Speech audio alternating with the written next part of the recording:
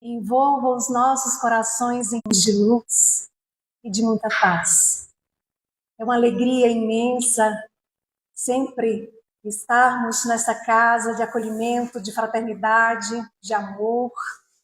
Trazemos os abraços de nossos amigos, irmãos da Fraternidade Espírita Bezerra de Menezes, do qual fazemos parte, agradecendo a Deus e a Jesus a bênção.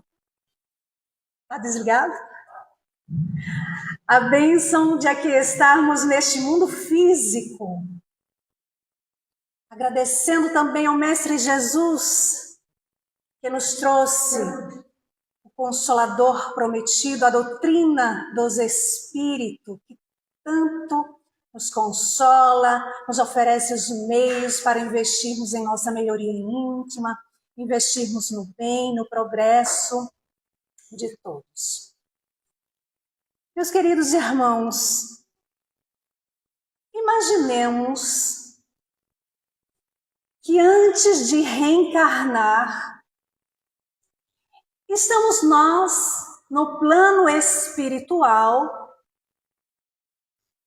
nos preparando para retornar a este planeta, a este mundo de provas e expiações. Imaginemos nós lá, aguardando, no Instituto da Reencarnação, onde estão sendo analisados os méritos, os desméritos, as provas e expiações necessárias. E então, lembramos que Jesus nos alertou: no mundo tereis aflições.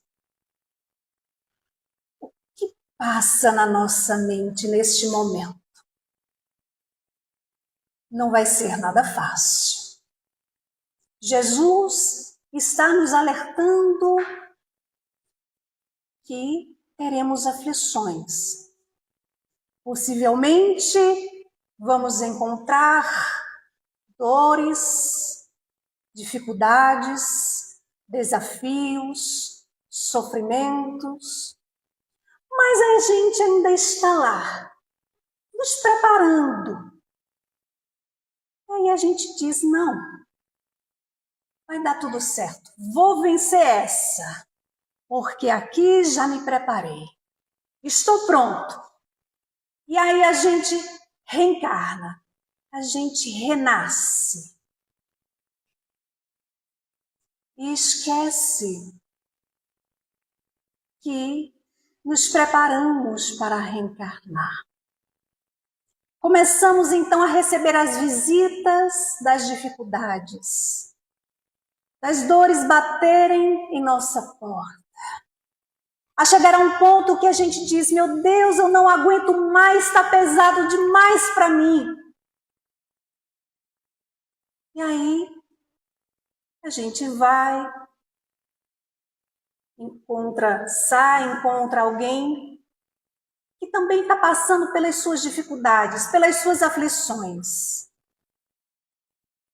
E a pessoa nos diz: olha, eu queria conversar com você, estou passando por um momento muito difícil. E aí começa a relatar. Então a gente diz: nossa, que isso? Isso não é nada perto do que eu já passei, do que eu estou passando. E é estranho, porque parece que começa uma disputa de quem está sofrendo mais. A minha dor é maior do que a sua. Se eu te contar, você não vai acreditar. E fica nessa.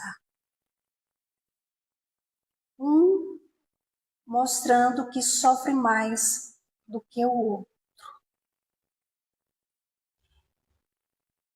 E se for espírita, então dirá: tenho certeza que estou resolvendo tudo nesta encarnação.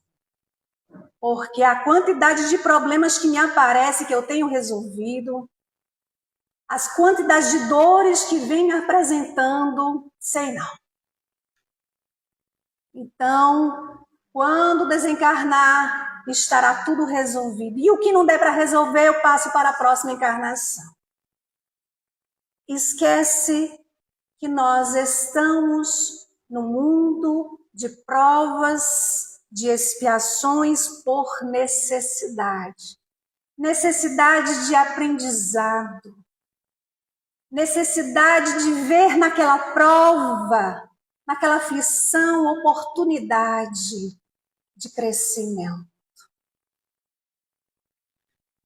E aí o Espírito Emmanuel vem nos lembrar a questão 246 do livro O Consolador, que a aprovação é a luta que ensina ao discípulo rebelde e preguiçoso a estrada do trabalho e da edificação espiritual. Nos ensina ali a aflição que nos chega, a dor que nos é apresentada, as dificuldades, os desafios estão nos apresentando para nos ensinar a estrada, o caminho que nós desviamos. E Emmanuel nos diz que a expiação, ela é ali para aquele, a pena imposta para um malfeitor que cometeu um crime. Há quem diga, mas eu não cometi crime nenhum. Eu faço bem e eu ajudo as pessoas. Eu não sei por que esse sofrimento, por que esse castigo, e começa muitas vezes a culpar a Deus. O resultado das próprias ações. Porque os Espíritos nos lembram que todos nós temos um passado de erros. Todos nós. Então, se aqui estamos, é para aproveitar essas oportunidades para reparar, consertar, reformar, transformar, melhorar, para poder avançar. Então, na aprovação, nós temos a dor moral como oportunidade que nos leva a buscarmos o autoconhecimento. Mas eu não sei como é que eu faço isso, como é que eu busco o autoconhecimento. Vamos ao Livro dos Espíritos, na questão 919A, porque o Espírito de Santo Agostinho vai nos lembrar, vai nos oferecer o seu roteiro a nos dizer: fazei o que eu fazia. Ao fim do dia, passava a mão em minha consciência. Revia o que fizera, se tinha magoado alguém, se as minhas atitudes prejudicou alguém, se eu tinha seguido a regra áurea de fazer aos outros tudo aquilo que gostaríamos que a nós fosse feito. E ele afirma: foi assim que passei a me conhecer e ver o que em mim tinha de reformar. Então, Santo Agostinho nos oferece esse recurso, esse roteiro para facilitar o nosso entendimento com relação à busca pelo autoconhecimento. Porque quando a gente faz esse mergulho interior, vamos identificar em nós aquilo que precisa ser burilado, aquilo que precisa ser corrigido, ser melhorado. Vamos descobrir em nós que temos sim muita coisa para corrigir e vamos estar atentos, procurando ser mais indulgentes para com os outros, aceitando as pessoas como elas são, compreendendo que nós também temos as nossas falhas. E na expiação, nós temos ali o sofrimento como um sinal de desequilíbrio que precisa passar com resignação, com coragem, com bom ânimo. E foi isso que Jesus nos ensinou, é isso que Jesus nos incentiva ao dizer: no mundo tereis aflições, mas tem de bom ânimo. Eu venci o mundo, a nos dizer que também podemos vencer o nosso mundo íntimo, as nossas dificuldades, as nossas sombras, os nossos medos, os nossos receios. Mas para isso, nós precisamos nos colocar no campo de batalha.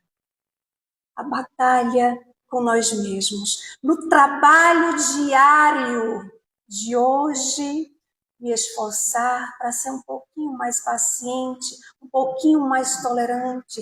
E assim, paulatinamente, nós vamos nos fortalecendo e vamos avançando.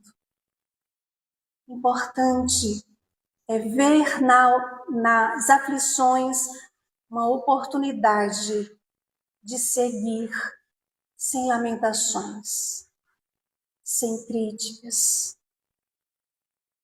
Certa feita, um jovem procurou Chico Xavier e disse: Chico, eu não estou aguentando mais. Eu estou sofrendo muito, minha dor é muito grande, a vida está muito amarga, eu não sei o que fazer. Nesse momento, o Chico pega ali na mão dele e diz: meu filho, se a vida for muito doce, dá diabetes. Então, é preciso um pouquinho de amargo, é preciso um pouquinho de tempero, é preciso de alguma coisa que faça renovar. Então, ao invés de a gente estar reclamando, lamentando, sobretudo nós espíritas, lembremos que nós estamos no mundo de provas e de expiações porque ainda somos rebeldes, porque ainda teimamos em não nos esforçar por nos melhorar. E enquanto a gente ainda estiver teimando, enquanto a gente ainda estiver se revoltando, enquanto a gente estiver reclamando, a gente vai continuar voltando, até aprender, não é? Então, vem a pergunta: que diria Jesus se vivesse hoje entre nós? Que diria Jesus se visse que ainda carrego em meu coração o egoísmo? O Espírito Emmanuel vai nos lembrar no Evangelho segundo o Espiritismo, capítulo 11, item 11, que o egoísmo é um monstro devorador de todas as misérias, de todas as inteligências. É o causador de todas as misérias. É contrário à caridade. Então, o que diria Jesus se vivesse hoje entre nós e visse que ainda nos alimentamos desse sentimento do egoísmo? Que diria Jesus se visse que nós ainda pensamos só em nós e nos nossos? Mas eu tenho que pensar na minha família, nos meus, os outros são os outros. Mas é Jesus, na oração dominical, inicia dizendo: Pai Nosso. Para nos lembrar que, independente da cor, da condição social, do sexo, do partido político, da religião, não importa. Todos nós somos irmãos e filhos de um só Pai, que é Deus, que nos ama infinitamente e quer a nossa felicidade. E para isso, Ele impõe a encarnação para fazermos um dia chegar à perfeição, ou seja, a felicidade. Está em O Livro dos Espíritos, na questão 132. Os Espíritos nos lembram que para nós alcançarmos essa felicidade é preciso sofrer todas as vicissitudes da existência corporal. Então é preciso passar pelas dores, pelas dificuldades, pelas aflições, com sabedoria, com resignação, com bom ânimo, como Jesus nos ensinou e nos ensina falando aos nossos corações. Que diria Jesus, se estivesse hoje entre nós e visse que ainda, ao invés de nós agradecermos a esta oportunidade, ainda lamentamos, ainda nos queixamos, ainda cultivamos em nossos corações a inveja, o ciúme, a mágoa, o ressentimento, o ódio. Que diria Jesus se visse que nós ainda não nos esforçamos para seguir os seus ensinos? Que ainda nos desesperamos diante das tribulações que o mundo material oferece. O apóstolo Paulo vai nos dizer em suas cartas aos Romanos, capítulo 5, versículo 3 e 4. As tribulações levam à perseverança. E a perseverança, a experiência. E a experiência, a esperança. Então, perseverar nas dificuldades nos treinam, nos ensinam a sermos mais firmes, mais fortes, mais pacientes diante das situações que nos são apresentadas, nos permitindo enxergar nas tribulações ali a oportunidade de vermos com outros olhos, de ver que faz parte de nossa experiência, de ver que nós podemos, enfim, nos sentirmos mais confiantes, mais esperançosos em um futuro promissor. Que esse futuro, é claro, depende de nossas ações, de como nós estamos enfrentando as tribulações que nos são apresentadas. O Chico Xavier passou por muitas dificuldades, por muitas tribulações, conviveu com muitas pessoas difíceis, conviveu com muitas críticas e ouvia do Espírito Emmanuel: Chico, não te aflijais com os que te atacam. O martelo que atormenta o prego o faz mais seguro e mais firme. Então, Emmanuel fala a Chico, falava a Chico e fala aos nossos corações. Que essas dificuldades, essas aflições, essas dores, enfim, são como um martelo nos atormentando para nos deixar mais firme, mais seguro, para passarmos pela experiência encarnatória mais confiantes, para sairmos daqui dizendo: enfim, estou com a minha consciência tranquila, porque eu me esforcei para cada dia ser melhor. Estou saindo daqui melhor do que quando aqui cheguei. E quando a dor nos bater a porta, recorramos então ao Evangelho segundo o Espiritismo. Capítulo 9, item 7. Nos lembremos da mensagem deixada pelo Espírito, um Espírito amigo, que coloca como título paciência, porque é preciso desenvolver a paciência em nós. E ele vai nos dizer que a dor é uma bênção que Deus envia aos seus eleitos. E ele, então, vai nos orientar ao dizer: quando sofrerdes, não vos aflijais, mas antes, bendizei ao contrário, não maldizei.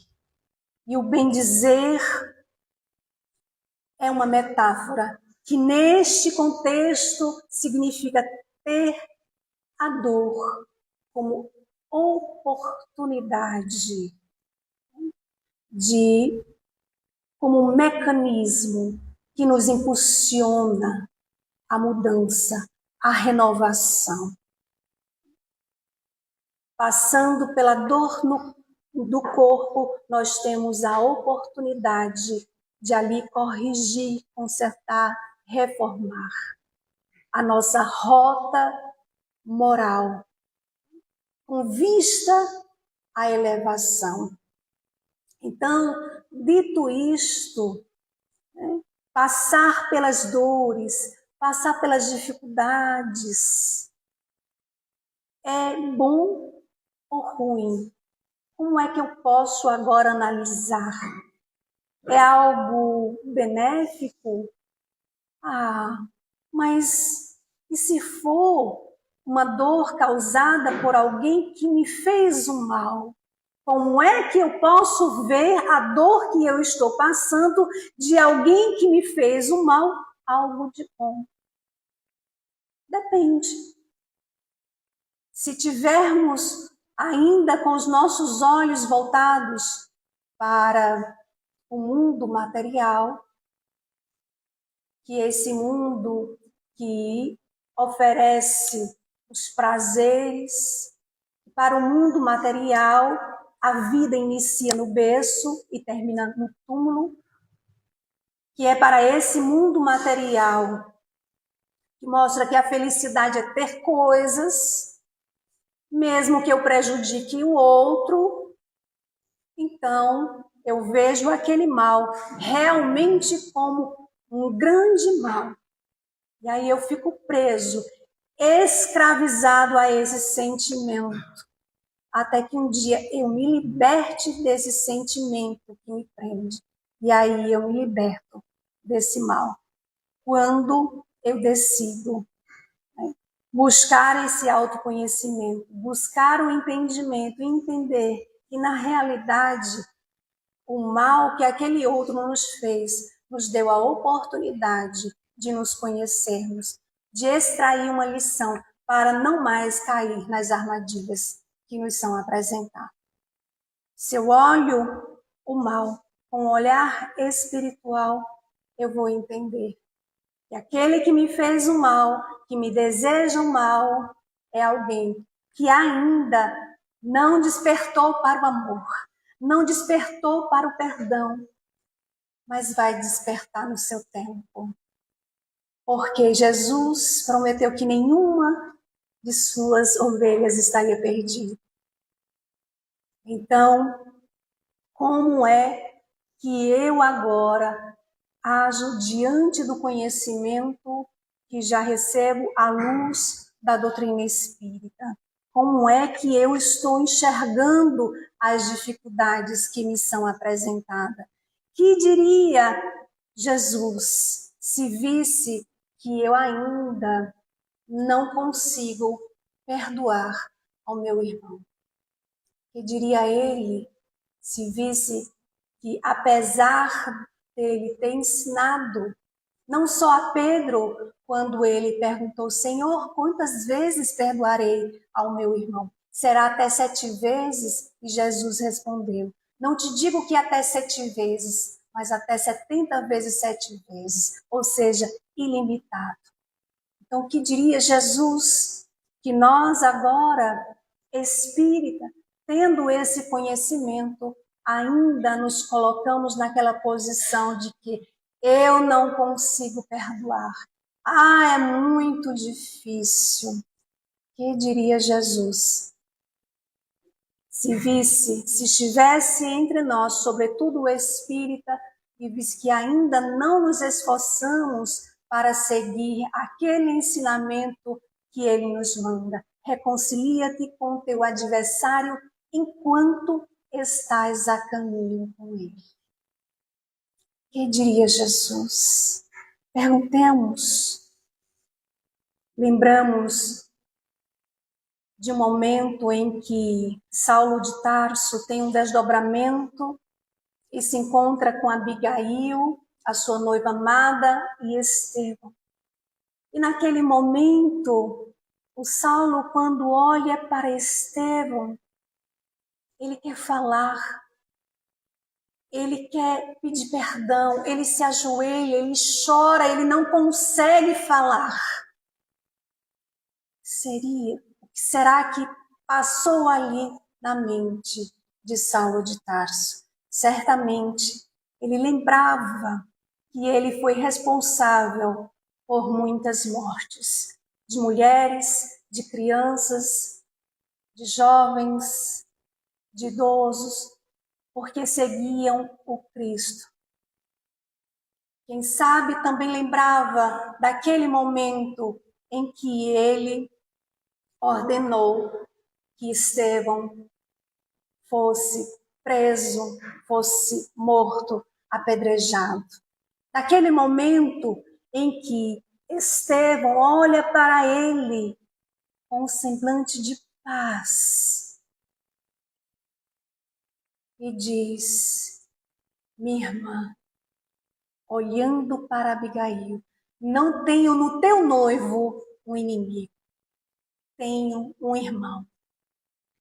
Saulo deve ser bom e generoso. Defendeu Moisés até o fim. Imagina, minha irmã, quando ele conhecer a Jesus, servi-lo-á com o mesmo fervor. Imaginemos que passava ali na mente de Saulo ao ver que ele foi responsável pela morte de Estevão, por simples invejar a sua paz, a paz que ele não conseguia ter. Saulo era rico, tinha poder, era bonito, ele tinha tudo, mas não tinha a paz. A paz que Estevão tinha e que ensinava a outros corações a desenvolver.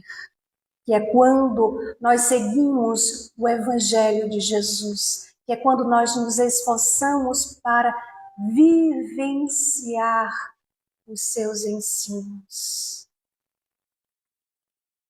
Emmanuel, no prefácio do livro Conduta Espírita, que é uma obra psicografada por Valdo Vieira, ditada pelo espírito André Luiz, ele nos lembra que não basta admirar o Cristo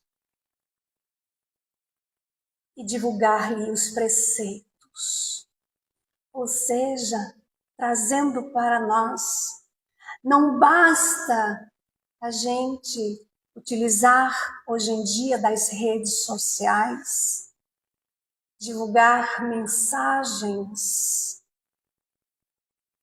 bonitas, divulgar a doutrina, se eu não me esforço para vivenciar aquilo que eu estou divulgando. E lembrando disso, há uma outra passagem também no livro Paulo e Estevão, em que ele estava muito aflito. Lá na frente, ele já como Paulo já tinha fundado várias igrejas, e Emmanuel deixa claro que as igrejas daquela época eram as casas das pessoas de boa vontade, que abriam as portas de suas casas para reviver ali os ensinos de Jesus.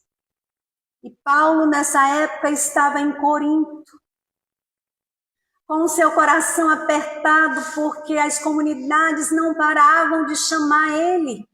Queria que a todo tempo ele estivesse ali, presente. E ele não conseguia estar em vários lugares ao mesmo tempo. Então, ali em Corinto, quando todos já foram deitar, ele faz uma prece fervorosa. Ele pede a Jesus que acalme o seu coração, que lhe dê alguma orientação para resolver aquele problema. E neste momento, Jesus lhe aparece e diz: Paulo, poderá resolver esse problema escrevendo em meu nome.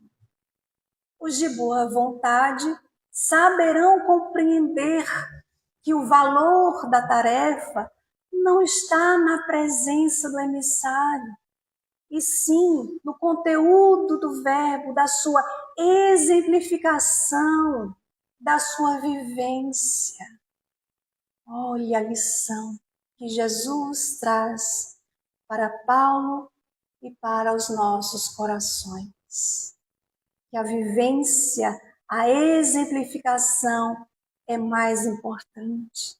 Portanto, não importa quem esteja aqui na tribuna falando, o mais importante é que aquele que está falando, aquele que está trazendo a divulgação, esteja no esforço de vivenciá-la. Porque nós, espíritas, somos conhecidos, ou deveremos ser conhecidos pelo que fazemos, e não pelo que falamos. Falar, qualquer um fala qualquer coisa, mas somos chamados a vivenciar os ensinos do Mestre. Então, quando a gente volta lá o desdobramento de Saulo, quando ele estava ali em prantos, arrependido, sem conseguir falar, Estevão se aproxima e diz: meu irmão, não te detenhas ao passado. Quem haverá no mundo isento de erros? Só Jesus foi puro. Só Jesus é puro. Olha as lições que Estevão traz para nós. Porque muitas vezes a gente fica preso ao passado, remoendo o que o outro fez, deixou de fazer. Ah, mas eu não me esqueço o que ele fez. Eu tenho conhecimento, mas está difícil. Eu não esqueço o que a pessoa me fez. E fica ali remoendo. Eu não quero ver nem de longe a pessoa. Se vier na calçada, eu vou noutra. Se for um dia que vai ao centro, se eu souber, eu não vou. E fica se alimentando desse ressentimento, dessa mágoa, desse sentimento doentio. E não se apercebe do mal que está fazendo a si mesmo. Porque quando Jesus disse, reconciliai-vos com o vosso adversário, enquanto estáis a caminho com ele, foi para que nós não levássemos daqui os sentimentos doentes para o plano espiritual. E aí acontece que numa outra existência, aquele que a gente estava tanto fugindo, que não queria nem ver, renasce na mesma família, como um filho, um pai, uma mãe, um irmão, porque a justiça de Deus é de amor, é a justiça que une os corações para aprendermos a amar, a conviver. Então, quando Estevão fala, não te prendas ao passado, é nos convidando também a não nos prendermos a sentimentos doentios. E nos lembra quem haverá no mundo isento de erros. Todos nós temos um passado de erros. Todos nós falhamos. Ah, mas eu não sei porque eu sofro, porque eu tenho certeza que nesta encarnação eu não fiz nada de errado. Se coloca como quase um santo. Não fez nada de errado. Busquemos novamente o Evangelho segundo o Espiritismo. Capítulo 5. Causas atuais e anteriores das aflições. E ali nós vamos encontrar as respostas para as nossas inquietações. Então, Allan Kardec, no livro A Gênese, capítulo 17, ele também nos pergunta: o que faria Jesus se vivesse hoje entre nós? Kardec vai lembrar que se Jesus não vive carnalmente, são as palavras de Kardec, se ele não estar conosco carnalmente, ele está em espírito. Jesus, ao nos prometer o Consolador prometido, ele disse que nós não ficaríamos órfãos e que ele estaria conosco até o fim dos séculos. Ele está com cada um de nós. Ele sabe o que passa em nossos corações. Ele sabe o tamanho do esforço ou não que eu faça para me melhorar.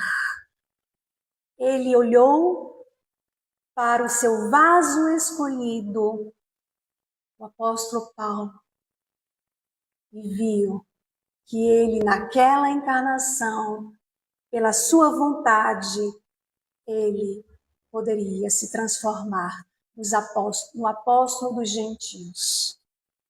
Ele olha para cada um de nós e sabe a força que nós carregamos dentro de nós. Se quisermos, com a vontade firme e sincera, ele sabe que a gente pode avançar muito mais além, vencendo as nossas tendências, as nossas más inclinações. É claro que nós não vamos resolver tudo em uma só existência. Devido à quantidade de erros que carregamos de existências pretéritas. Mas é importante nós agora estarmos despertos e com a vontade firme e sincera em dizer: hoje eu vou me esforçar para ser mais tolerante com aquele familiar, para ser mais paciente no trânsito, no trabalho, com um amigo na casa espírita. Hoje eu vou me esforçar um pouquinho, eu vou prestar atenção melhor na minha ação antes de prestar atenção na atitude do outro. E isso é amor, isso é caridade. O apóstolo Paulo afirma em suas cartas aos Coríntios, capítulo 3, se falasse todas as línguas dos homens, e se não tiver amor, se não tiver caridade, como vamos encontrar em outras traduções, nada seremos. Se eu distribuir tudo que eu tenho, se eu ajudar o outro materialmente e não desenvolver o amor aqui dentro, nada serei.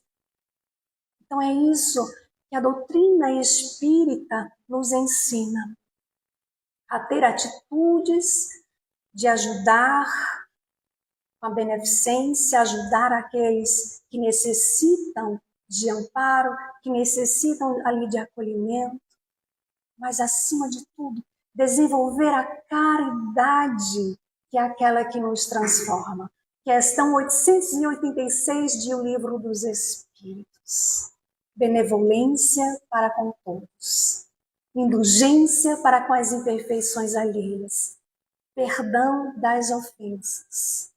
Ser benevolente é fazer o bem, é desejar o bem, é orar por aquele que sabe que a gente sabe que não gosta da gente, é orar por aquele que nos fez o mal, é desejar o bem, é olhar para um irmão que a gente tem muita dificuldade de perdoar e exercitar, enxergar nele um filho de Deus, como todos nós somos. Desenvolver a indulgência é aceitar o outro exatamente como ele é, com as suas imperfeições, entender que cada um está no seu processo e que está tudo certo, não tem nada errado com aquilo que está fora de nós. Nós não podemos mudar o outro, mas nós somos convidados a mudar aquilo que está dentro de nós. É pelo exemplo que seremos conhecidos, já afirmava Emmanuel, e está no livro Correio Fraterno. A palavra pode até convencer, mas só o exemplo arrasta. Que possamos ser exemplos, arrastando o nosso dia a dia, levando o Evangelho do Cristo com o coração, com amor. Que Jesus abençoe a todos. Muita paz e muito obrigada.